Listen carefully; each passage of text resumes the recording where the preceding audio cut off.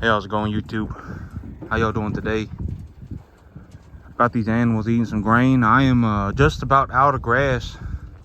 This last time that it rained, I had to I shoulda, woulda, coulda, but I needed to have fertilized my grass. But yesterday, okay, so what was happening was that I was taking a look at the weather channel constantly, and it was saying that the chance of us getting rain, a significant amount of rain this week, was pretty high, you know, on a daily basis. And so I was just kind of like, oh well, I mean, I just started fiddle farting around, and I didn't get that front field fertilized. And in the rain yesterday, it technically did rain in my city, but it rained like 10 minutes down the road. It didn't rain here. It rained just down the road. And so technically my city did get rain yesterday, but I didn't get any rain over here. And so my grass, the last time that it rained, we got that inch of rain a couple weeks ago. That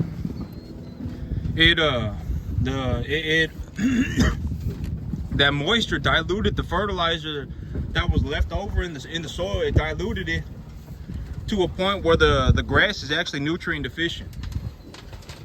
The sorghum Sudan grass up in the front is nutrient deficient. It's got multiple nutrient deficiencies, and so it ain't growing. It's terminated. It's just about terminated its growth, or it's growing very slowly. And so, yep. The sorghum Sudan grass up front is practically well, I need some rain. I got it fertilized yesterday, and yep, it needs some rain. It needs some water on it now. And so I got these animals on kind of like an emergency ration. Okay, so this whole thing about from what I've seen so far, raising cattle, is that these animals, is almost impossible to lose money on cattle. The only time I ever lose money is if an animal dies.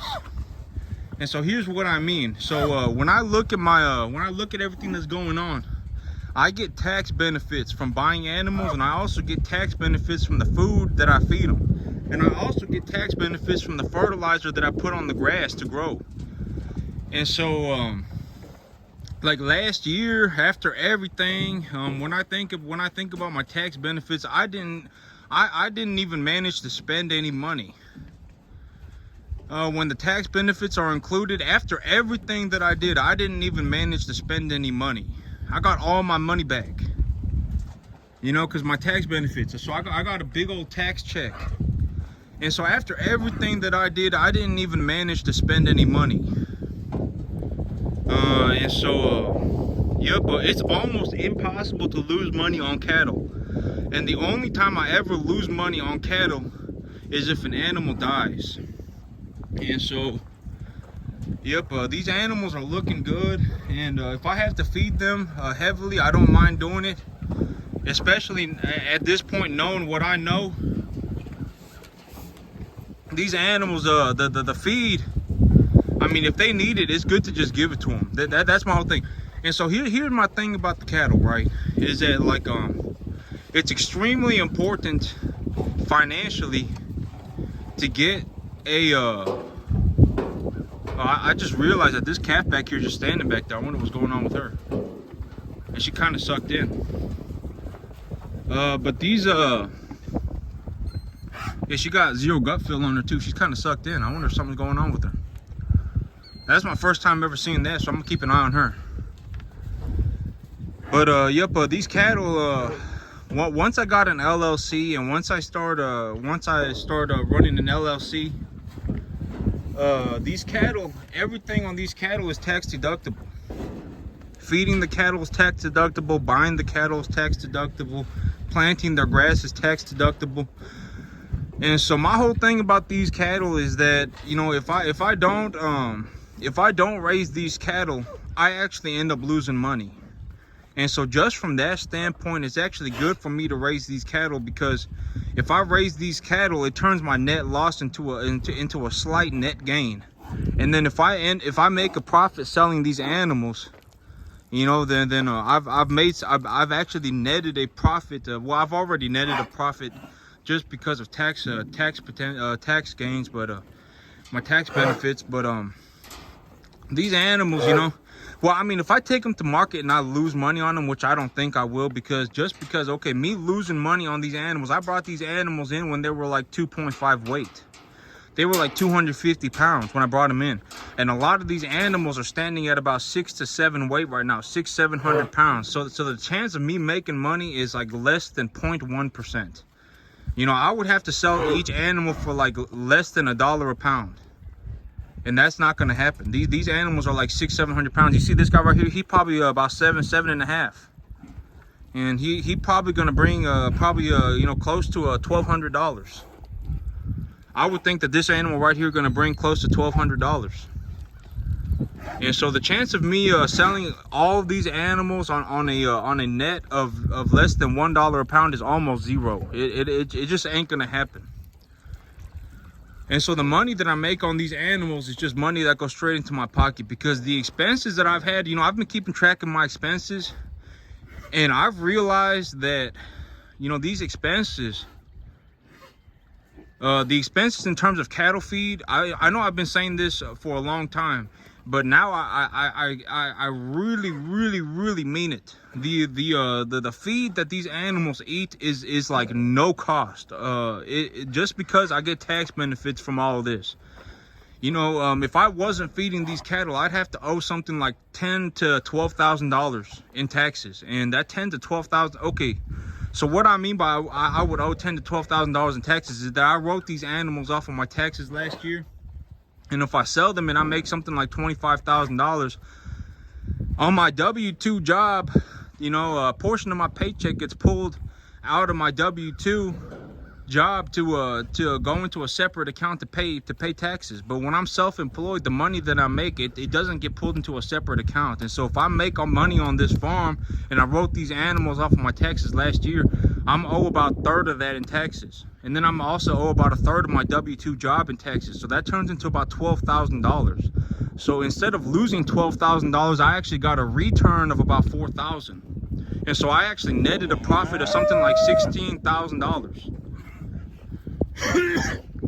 And so I netted a profit of something like $16,000 to $20,000 just on tax benefits alone.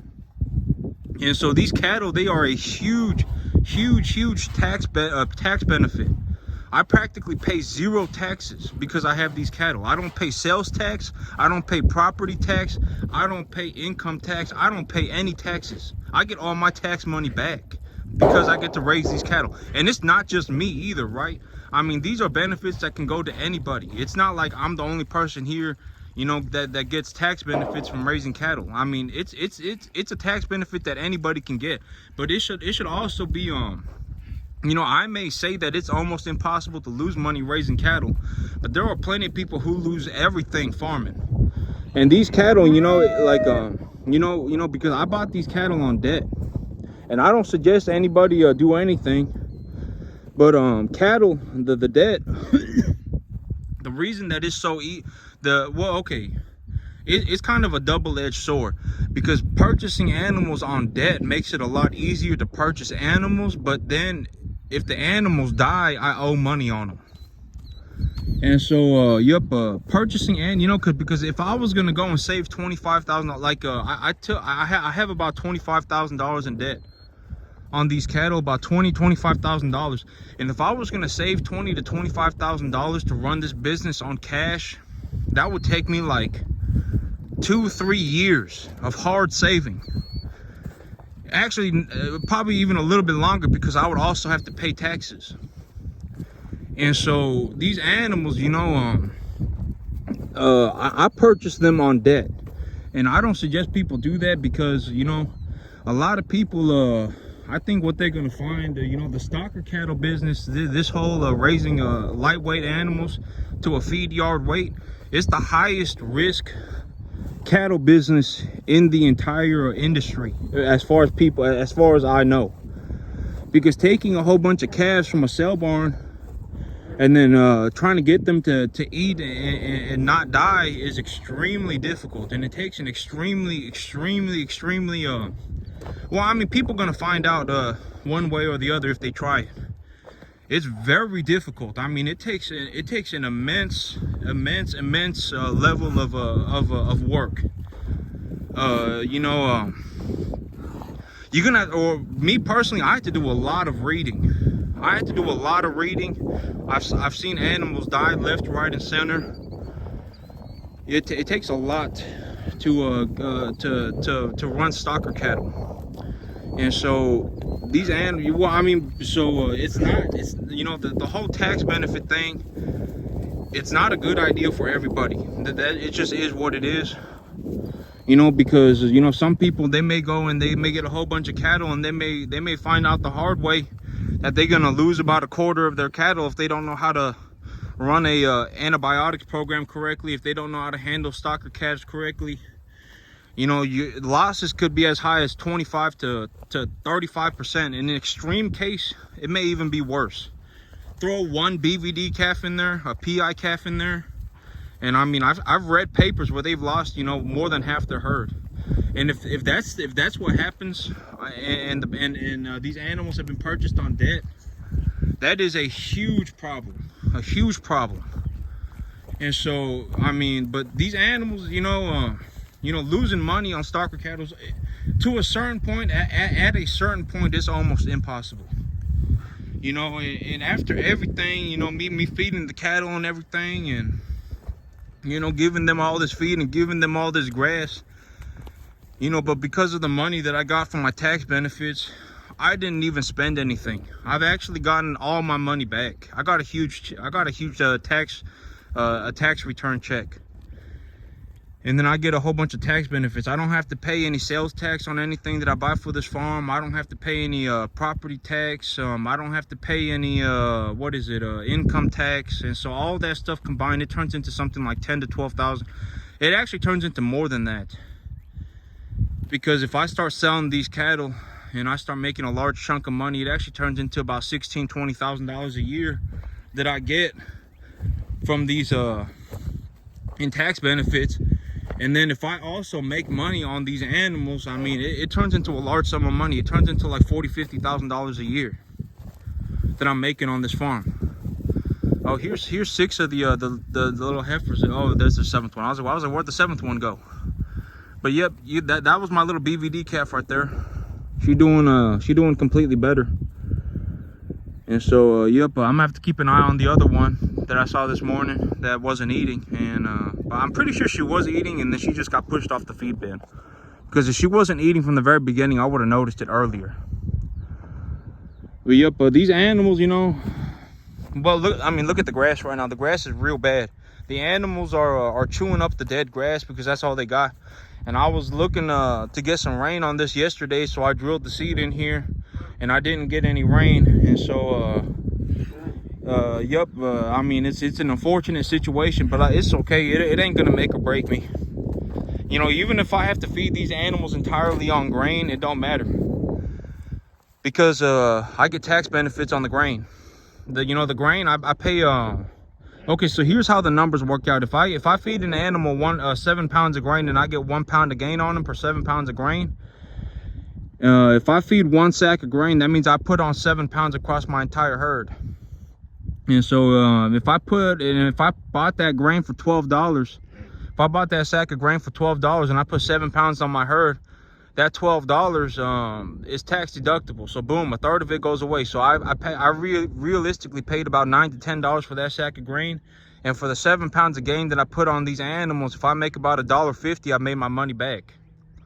And so the feeding animals grain, I don't really make any money on it, but I don't lose any money on it either. I make a small profit.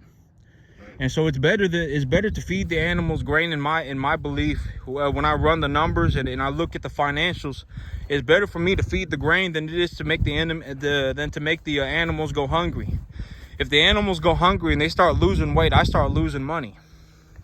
And so it is better to feed these animals the grain than it is to have them go hungry. And I can actually turn a net loss into a small net positive.